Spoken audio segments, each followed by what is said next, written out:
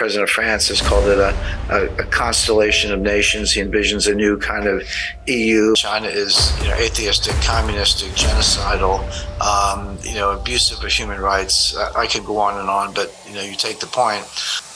If the nest is broken, how can the eggs survive? And the answer is they can't.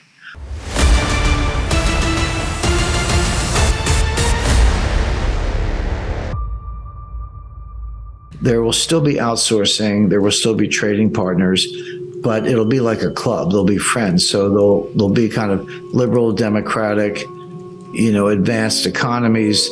So it'll be, the US, Canada, Australia, New Zealand, Japan, EU, UK, some other countries. I expect India will be part of it. Brazil will be part of it. And they'll form their own trading blocks. And, Janet Yellen has called this friendshoring. Instead of offshoring, friendshoring. You have trading relations with your friends, but not others.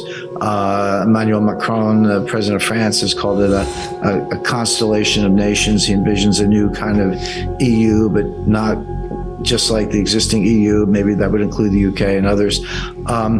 But what that means is China is not going to be in the club. China is, atheistic, communistic, genocidal, abusive of human rights. I could go on, but, you take the point. They're going to have to put their own bloc together. And so you'll end up with a multi-bloc world. Maybe some countries like Brazil will trade with China and the US. There'll be some some linkages, but really the advanced developed economies, the democratic societies, and even developing economies that happen to be democratic, such as India, will be in this one club, and they'll trust each other, but they won't trust China. There'll be some added costs, but it'll be worth it because we'll avoid the hidden costs. The supply chain revolution has been driven by efficiency, meaning lower costs, which means higher margins for producers and lower costs for consumers. It seems like a win-win. But there were a lot of hidden costs, including fragility, susceptibility to breakdown, toleration of human rights abuses, child labor in the Congo, and on and on and on, that were never taken into account and should have been. And that's the stuff that will start to disappear when you have a club of nations, or what I call a college of nations. But this feeds right into national security and geopolitics. There's no, it used to be they were kind of separate subjects that occasionally intersected, but now they're joined like this. They're practically inseparable. So let's look at a few aspects of that. One of them, just for example, by the way, what I described is already happening. It's going to take a while to develop and gel a little bit, but it's already happening. For example, in the past few months, Taiwan Semiconductor Manufacturing Corporation, TSMC, the largest and most sophisticated semiconductor producer in the world, has announced a $10 billion plus investment in a semiconductor fabrication plant in Arizona. And then they came out and said, we're going to do another one. So perhaps as much as $20 billion of investment in semiconductor plants. By the way, Intel, which is a U.S. company, announced also a $10 billion semiconductor plant, new one that they're building in Oregon. So Intel had the ability to do that overseas if they wanted. They could have built that in China, and Taiwan Semiconductor could have expanded their facilities in Taiwan. So why are they both doing this in the United States? Well, because Taiwan Semiconductor is looking at the possibility that China could invade Taiwan. And the U.S. military has developed a doctrine which we call the broken nest theory.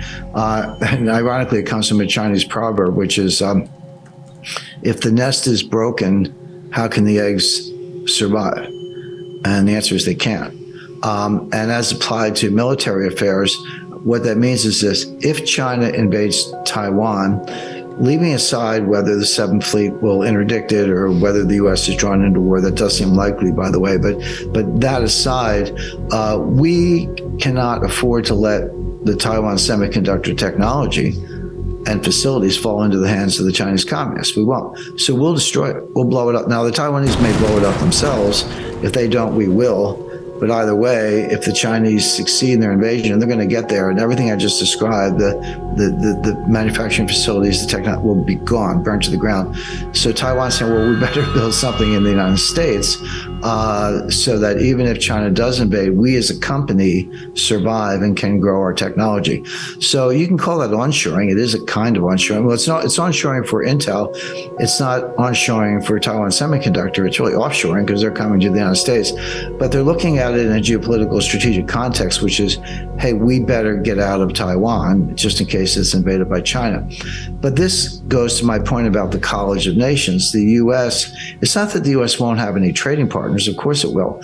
But it'll be a short list. It'll be, again, Australia, Japan, Canada, and a few others. And Taiwan is saying, U.S. is our biggest customer.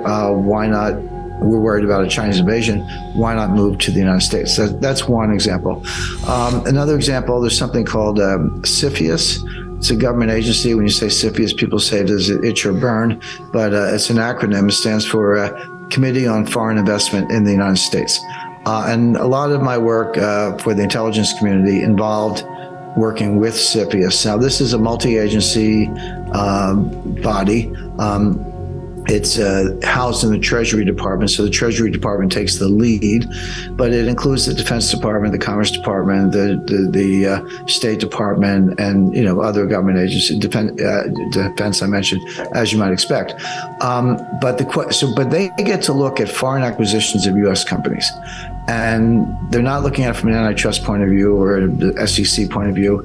They're looking at it from a national security point of view, and they're saying, is the acquiring company an enemy or adversary of the United States? And do they perhaps have some bad intentions in terms of buying this U.S. company, either because they'll be able to steal U.S. technology or penetrate U.S.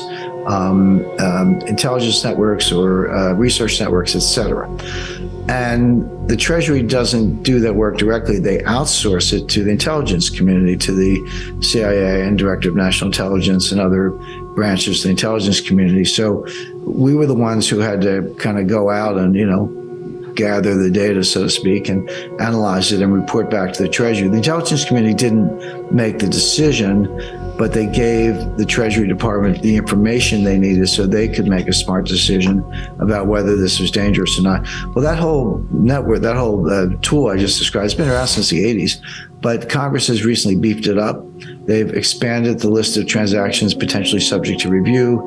They've expanded the list of standards that apply to when an actual threat might exist, and they've empowered the intelligence community to do more work along those lines. So we kind of have our guard up a little bit in terms of protecting national security and reducing theft of intellectual property. You've seen roundups of scientists and researchers at top universities, some of whom have been convicted, not all, but alleged to have been involved with the Chinese intelligence services or spying on behalf of China, even though some of them were U.S. citizens and had access to this stuff. They were still kind of working for China in different ways.